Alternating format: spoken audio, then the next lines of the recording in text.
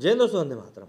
जब भी मूवीज़ की बात होती है तो देखिए, मूवीज़ बहुत अलग अलग तरह की होती हैं। कई सारी ऐसी मूवीज़ होती हैं जो एक्शन वाली होती हैं, कई थ्रिल वाली होती हैं। लेकिन एक जॉनर होता है जिसमें कि बहुत ही लाइट मूड वाली मूवीज़ होती हैं, मतलब जिसमें कि आपको कोई भावनाओं के उतार चढ़ाव या रोलर कोस्टर के ऊपर सवार नहीं होना पड़ता। बहुत ही स्मूथ गोइंग ये मूवीज़ होती हैं और आखिर में आपके चेहरे पर एक मुस्कान छोड़कर चली जाती हैं। कोई भारी भरकम सोशल मैसेज नहीं होता, कोई मेलोड्रामा नहीं होता। बस थोड़ी बहुत चीज़ें होती हैं जो कि हर एक की ज़िंदगी में होती हैं और कहीं न कहीं ये आपको बहुत टच करके जाती हैं। ऐसी एक मूवी थी तू है मेरा संडे, जिसको कि जब मैंने करीब आज से 4 साल पहले देखा था तो मुझको भी फ़ील गुड फैक्टर का एहसास हुआ था कि नहीं यार, ये वाला जॉनर जो है मूवीज़ का ये सबसे अच्छा होता है। लेकिन सबसे बड़ी दिक्कत की बात ये है कि इन मूवीज़ को बड़ा ही सोच समझ कर बनाया जाना होता है और शायद इसीलिए ऐसी मूवीज़ बहुत कम ही निकल कर आती हैं। अब भाई ऐसे ही एक दिन मैं एक ओटीटी ऐप के ऊपर देख रहा, तब मेरी अचानक से नज़र पड़ी एक मूवी के ऊपर जो कि नाना पाटेकर दिख रहे थे उसके पोस्टर के ऊपर। तो मुझे लगा ये कोई पुरानी मूवी होगी। लेकिन जब मैंने उसके एक्टर्स की और की तरफ देखा तो उसमें मुझे तापसी पन्नू भी दिखी, श्रेया सरन भी दिखी। तो मुझे लगा यार ये कौन सा एक नया ये पूरा तालमेल बन गया है। मूवी का नाम था तड़का। तो देखते ही मुझको लगा कि नहीं यार, ये मूवी तो देखनी चाहिए, फुल टाइम पास मूवी लग रही है। अच्छा, उसके ऊपर जॉनर में कॉमेडी भी लिखा हुआ, तो मैंने कहा ये नाना पाटेकर है, कॉमेडी है तो ऑब्वियस सी बात है एक अच्छी मूवी ही बनेगी। लेकिन जब उस मूवी को मैंने देखा और जितनी स्मूथ गोइंग वो मूवी थी, जो उसकी कहानी निकल के आई, जिस तरह से थोड़े बहुत इमोशनल सीन्स थे उसमें, वो वाकई में सिनेमाई तौर पर एक अलग ही अंदाज में बनाई गई मूवी।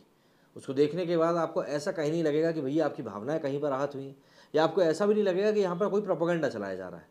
हाँ, बस जो छोटी छोटी चीज़ें जो हमको पुरानी मूवीज़ में देखने के लिए मिलती थी, कि उस हर एक भावना के एस्पेक्ट को आखिर किस तरीके से प्रेजेंट करना है, वो सब चीज़ें इस मूवी में बहुत ही बखूबी किया गया है। और नाना पाटेकर की ये जो मूवी है ये अलग ही लेवल पर आउटस्टैंडिंग।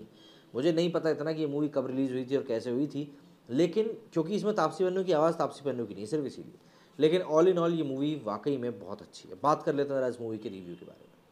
शर्मा जी नमकीन, एक्सॉन शेफ, लव शफ्त chicken Khurana, the lunch box, Bawarchi और खोसला का घोसला, ये कुछ ऐसी खास फिल्में हैं जो कि खाने के ऊपर आधारित है।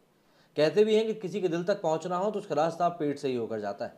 यानी अगर किसी के दिल में अगर आपको जगह बनानी है तो वही है, उसको अच्छा अच्छा खाना खिलाते रहिए। भैया हिंदुस्तान में देखिए तरह तरह के खान पान प्रचलित है, यहाँ अधिकांश लोग फूड लवर हैं और यही वजह है कि सिनेमा में खाना भी कई बार अहम किरदार के रूप में नजर आता है। इसी सब्जेक्ट पर आधारित एक फिल्म तड़का ओटीटी प्लेटफॉर्म ZEE5 पर स्ट्रीम की गई, जैसे कि 2011 में रिलीज हुई Malayali film salt and paper का हिंदी रीमेक बताया जा रहा है। फिल्म तड़का में नाना पाटेकर, तापसी पन्नू, श्रेया सरन, अली फजल, राजेश शर्मा, लिलित दुबे, नवीन कौशिक और मुरली शर्मा अहम रोल में। इस फिल्म की शूटिंग 2016 में हुई थी, लेकिन फिल्म के पोस्ट प्रोडक्शन के बाद भी इसकी रिलीज डेट फाइनल नहीं हो पा रही थी। आखिरकार ओटीटी पर इसको रिलीज होने का मुहूर्त निकल ही गया और 4 नवंबर को इसे स्ट्रीम किया जा सका।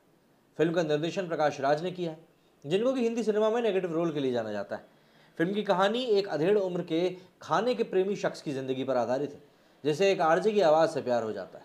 इस मासूम प्यार को बहुत अनोखे अंदाज में पेश किया गया है। Film tadka love is cooking की कहानी दो अधेड़ अविवाहित लोगों की जिंदगी पर आधारित है। पुरातत्ववादी मतलब कि आर्कियोलॉजिस्ट तुकाराम और तुकी, जो कि नाना पाटेकर है, और RJ मधुरा मतलब कि श्रेया सरन, अपने मनपसंद की जोड़ी की नहीं मिलने की वजह से ये दोनों अभी तक शादी नहीं कर पाए। उनकी बढ़ती उम्र उनके परिवार और दोस्तों के लिए एक चिंता का सब्जेक्ट बन चुकी है। तुकी के दोस्त उसके लिए नई नई लड़कियां खोज कर लाते रहते हैं, लेकिन हर बार वो कोई ना कोई कमी निकाल कर उन्हें छोड़ देता है। और यही हाल मधुरा का भी है।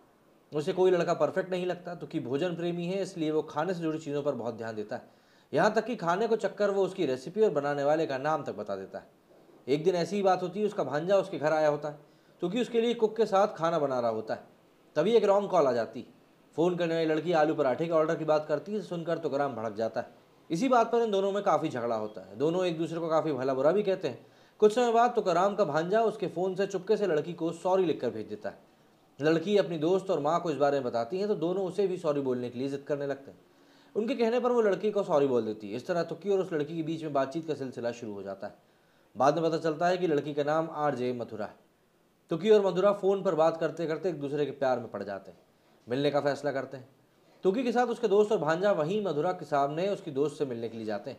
निश्चित जगह पर जाने के पहले तुकाराम थोड़ा नर्वस हो जाता है, वहीं श्रेया सरन भी थोड़ी नर्वस हो जाती है। दोनों अपने अपने दोस्तों को अपनी अपनी जगह पर भेज देते हैं। बस यहीं से कहानी में ट्विस्ट आ जाता है। अब सीधी सी बात है, यहाँ पर अब इतना ट्विस्ट आ रहा है तो इसके बाद में जो घटनाक्रम होता है वो ही पूरी मूवी का ताना बाना है। तड़का की कहानी दिलेश के नायर और श्याम पुष्करन, जिन्होंने मूल फिल्म का सहलेखन भी किया था, उन्होंने ही इस कहानी लिखी। और ये एक बहुत ही अनूठी कहानी है जिसमें कि खाने को बहुत ही महत्वपूर्ण तरीके से दिखाया गया।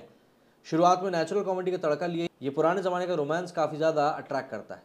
हालांकि ये जल्दी ही सुस्त और नीरस भी होने लगती है। इसकी एक बड़ी वजह है कि इस मूवी में जिस तरीके से चीज़ों को दिखाया जाना चाहिए था शायद उस तरीके से नहीं दिखाया गया। लेकिन बात वही कि अगर आप मतलब एक पुराने टाइप की मूवी के फ़ैन हैं, अगर आपको लगता है कि नहीं यार वो जो एक ओल्ड ओल्ड मैजिक जो चलता था मूवीज़ में वो काफ़ी ज़्यादा अच्छा रहता था, तो ये मूवी आपको बिल्कुल पसंद आएगी। बीच में थोड़ी सी अपनी गति को खो ज़रूर देती है, आपको लगता है कि नहीं यार कुछ ज़्यादा ही धीमे चल रही है, लेकिन जैसे ही एंड की तरफ बढ़ती है आपको खुद लगने लगता है कि नहीं ये मूवी में वाकई में सब कुछ बचा हुआ है। तो ऐसे में नाना पाटेकर, तापसी पन्नू और श्रेया सरन की ये मूवी एक सरप्राइज पैकेज की तरह है, जिसको कि यदि आप देखेंगे समय निकाल कर और एक हल्के फुल्के मन के साथ, तो ये मूवी आपको वाकई में एंटरटेन करेगी। बाकी अगर आपने ये मूवी देख ली तो आपको कैसी लगी मुझे कमेंट करके ज़रूर बताइएगा। मेरे स्टूडियो फिलहाल जय हिंद, जय भारत।